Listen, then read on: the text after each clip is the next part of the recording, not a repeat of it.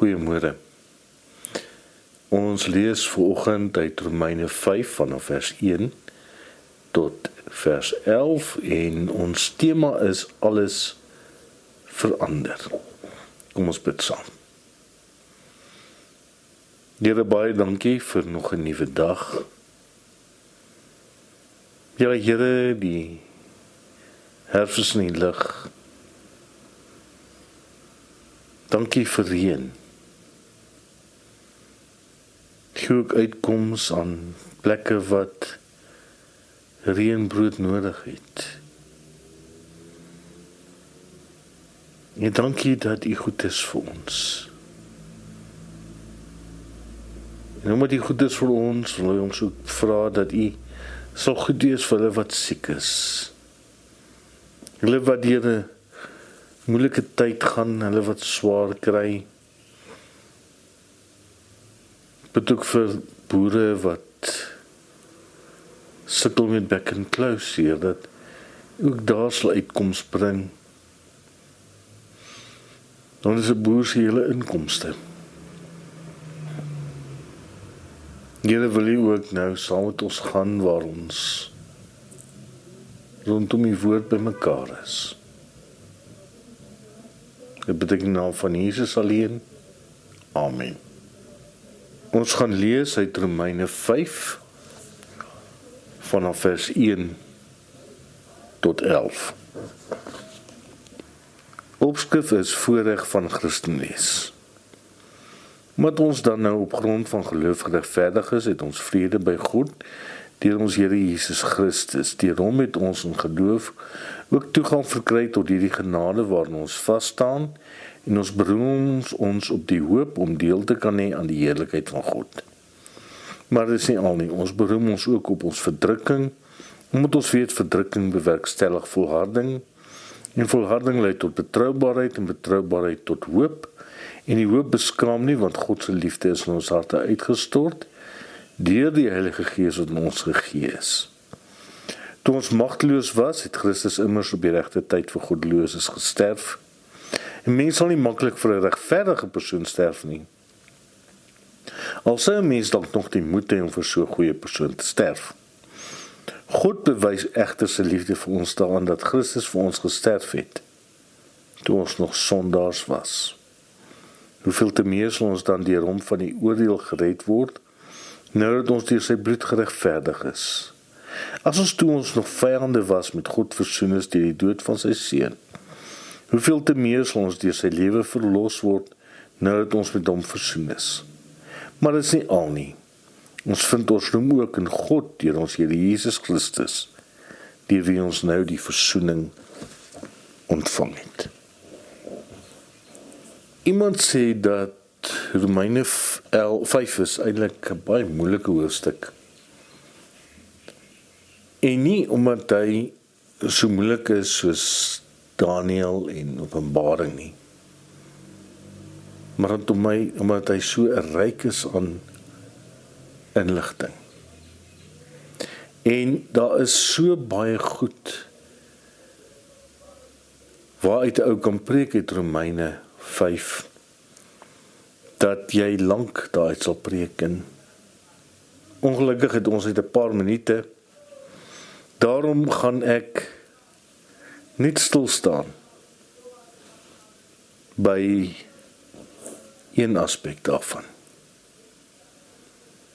En dit is, wat is die betekenis en die waarde van die lyding van ons Here Jesus Christus vir elkeen van ons op die kruis, op Golgotha.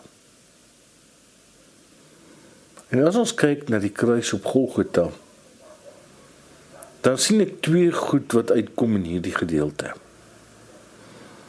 En die eerste punt van Paulus gaan jou dalk baie verras. Want Paulus sê, ons staan heeltemal los van die kruis.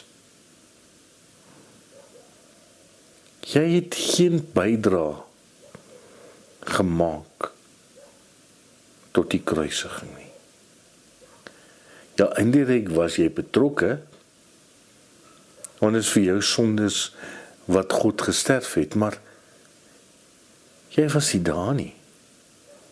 Paulus sê spesifiek, Jesus het vir ons aan die kruis gesterf, toe ons nog sondaars was.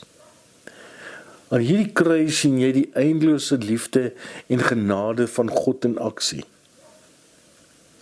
En jy het niks daartoe bygedra nie. En dit was nie jou geloof wat daartoe aanleiding gegee het nie. Nee, God bewys sy liefde vir ons hierin, dat Christus vir ons gesterf het, toe ons nog sondaars was. Dit sê vers 8. En dan vers 9 en 10 sê, dit alles het gebeur, toe ons nog vyande was. Ja, sondaars, vyande van God. Daar was 'n brug tussen ons en God, 'n brug wat ek en jy nie kon oorkom nie. En iemand skryf, hy sê, as jy dink jy kan enigiets bydra tot jou verlossing, dan is jy so bietjie meer as 2000 jaar te laat. En ons is op pad na Goeie Vrydag toe, en dis die wonder van Goeie Vrydag. Goeie Vrydag is God se werk. Dis hy wat die inisiatief geneem het, en hy het al gedoen met die instelling van die Pasga. En dis nie jou goeie lewe wat jou red nie, of die feit dat jy die regte keuses gemaak het, of die 10 gebooie onderhou het nie. Nee. Daar's 'n gesang wat ons sing wat sê, voordat ek kon kies kon vra, het u, seun, my skuld gedra. En al wat jy moet doen is ontvang dit. Ontvang dit wat in die geloof Jesus vir ons bewerk het. Maak dit jou eie. En wees oorsteld oor die wonder daarvan. Paulus skryf, iemand sal dalk nog bereid wees om vir die goeie mense sterf. Maar God bewys sy liefde vir ons juis daarin, dat Christus vir jou gesterf het toe jy nog 'n sondaar was. Ja, as daar een ding is wat jy vandag moet hoor, is God in sy eindelose genade op Golgotha alles gedoen wat nodig was om vrede tussen jou en God te bewerkstellig. En hy het gedoen want hy het jou lief. Maar daar is 'n ander kant, daar is 'n tweede kant van die muntstuk. Want jy het 'n aandeel gehad in die gebeure op Golgotha. Die Bybel sê, ons is meer as net 'n toeskouer van die gebeure op Golgotha. Paulus stel dit in Galasiërs 2 so sterk, dat hy sê, ons is ook saam met Christus gekruisig. Ja, dit beteken dat dit maar net sowel jy was wat in die kruis gehang het. Dat toe Jesus gesê het, ek het dors, dat dit jy was wat dors gehad het. Toe hy gesê het, my God, waarom het jy my verlaat? Dat God jou verlaat het, dat die spykers in jou hande en in jou voete was. Ja, Jesus het jou so verteenwoordig, dat het eintlik jy was wat daar gehang het. Maar sy dood was so plaasvervangend in jou plek, dat hy al die skuld betaal het, om vrede tussen jou en God moontlik te maak. Om die sonde vakuum wat daar is,